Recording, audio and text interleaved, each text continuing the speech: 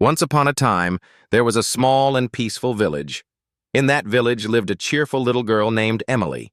Emily was very lively and always smiling. She loved playing with her friends and going to school every day. With a small backpack on her shoulders, filled with books and notebooks, she walked happily to school each morning. Emily enjoyed most subjects at school. She loved drawing pictures and coloring them beautifully. But there was one subject she struggled with. That subject was math. Whenever Emily tried to solve math problems, she became confused. Even simple additions and subtractions made her count on her fingers. While other children were learning quickly, Emily learned slowly. At home, her family started to worry a little, but Emily never gave up.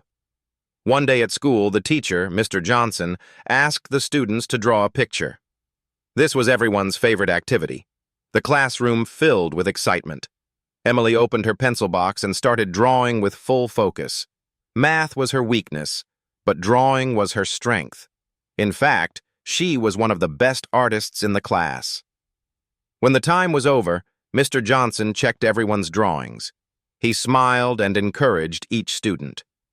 When he reached Emily's notebook, he was impressed. He wrote, "Well done, Emily. Your picture is very beautiful." Emily's heart filled with happiness. She couldn't wait to show her drawing to her mother. Later that day, math class began. Mr. Johnson wanted to teach simple addition. He placed 3 apples on his table and said, "Children, imagine I give you 1 apple, then another, and then 1 more. How many apples will you have in total?" Most students answered quickly. But when it was Emily's turn, she started counting on her fingers. After a few seconds, she smiled and said confidently, "4, sir." Mr. Johnson was surprised. He thought Emily was confused again, so he asked in a different way. "All right, Emily. Imagine I give you 1 strawberry, then another, and then 1 more. How many strawberries will you have?" Emily counted on her fingers and replied happily, "3, sir." The teacher was confused. She answered strawberries correctly, but not apples.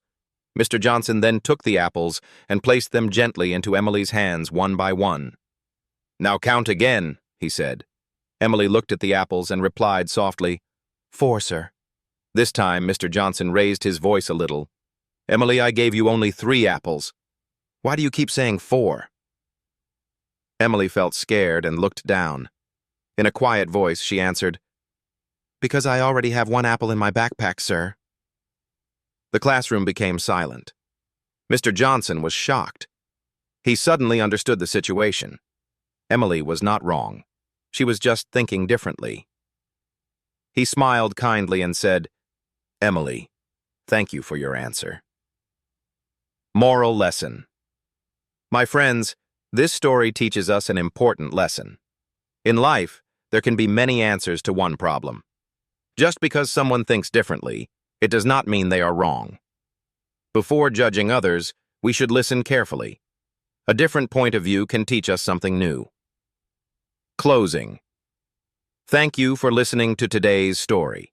Keep learning, keep improving, and keep an open mind. This was Wordy Tales. See you in the next story.